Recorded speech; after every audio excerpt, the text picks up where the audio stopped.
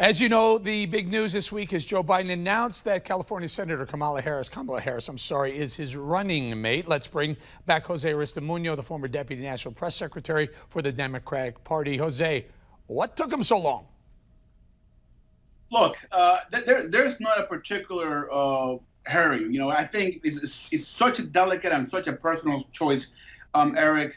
He made the choice when he wanted to make it. I don't really think there's anything negative that he took this long to get it done. The good thing is that he got it done right before convention. Look, we are living unprecedented times. As you know, my friend, COVID-19 will change our world and will change the United States moving forward. What I can tell you is that we got a very, very, very strong ticket. We're about to elect the first African-American woman vice president of the United States of America. This is historic, man. We're about to make history. So do you think did she do anything for the ticket?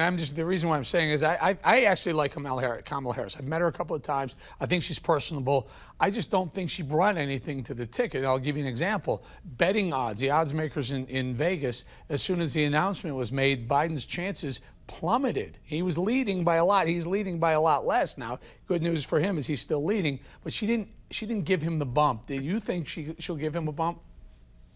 I disagree. I think she will give him a bump. I think if there was any doubt in people that Biden wasn't prepared to make sure that this ticket was diverse, if there was any doubt in the American people that he wasn't committed to make sure that he put somebody by his side that was going to fight along with him in terms of justice, in terms of race, in terms of everything that's happening around Black Lives Matter and police brutality and everything. This is the woman. This is a lawyer, as you know, Eric, former district attorney, attorney general, senator. She has campaign experience. She ran for president.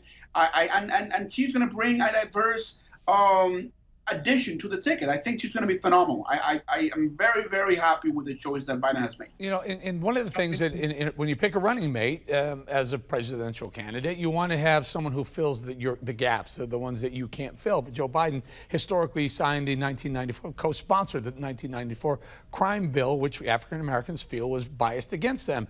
Then he picks Kamala Harris, who's been very difficult, very hard on minorities with the way she had law enforcement of California for many, many years, applying some very strict rules that minorities thought were a little too biased against them. That didn't fill any gaps for Biden. Look, it's an important conversation, an important point. I think politicians, first and foremost, she's apologized for that. She said that she's evolved as a person when it comes to those choices that she made in the past. Jose, yeah. She spent 30 years doing it.